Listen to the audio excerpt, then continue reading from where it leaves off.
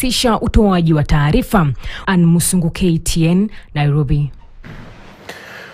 Na tukiachana na masuala ya elimu, tuelekee Ang'ata Barikoi ambapo afisa mmoja kutoka kitengo cha walinzi wa rais amefikishwa mahakamani akituhumiwa kwa kosa la mauaji katika eneo la Ang'ata Barikoi, kaunti ya Narok, ambalo limekuwa likishuhudia ghasia za kijamii.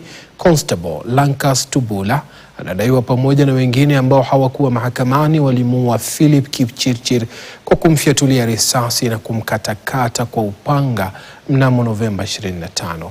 Haya yanajiri huku makumi ya familia ikisalia bila makao baada ya kufurushwa wakati wa ghasia hizo. Ken Geshuhi anaarifu zaidi. Constable Lankas Moses Tubula wa kitengo cha ulinzi wa rais aliwasilishwa katika mahakama ya Nakuru Jumanne akituhumiwa na makosa ya mauaji na kumiliki bunduki isiyo rasmi bila idhini.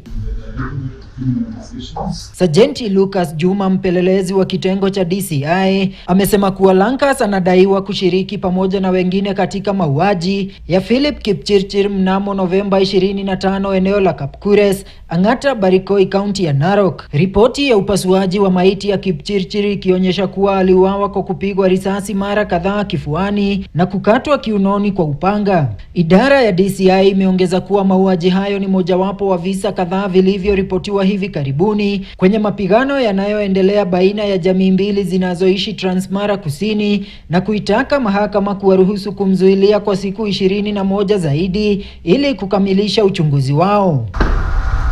Wakili wa mshukiwa waliomba kuachiliwa kwake kwa dhamana, wakisema kuwa upande wa mashtaka haukuwa umewasilisha hoja ya kuridhisha kwa nini mteja wao aendelee kuzuiliwa.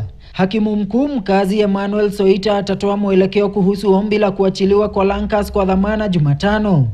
Ken Geshuhi, KTN. Familia ya polisi wa akiba kutoka Isiolo, James Lo Joril Le Ripana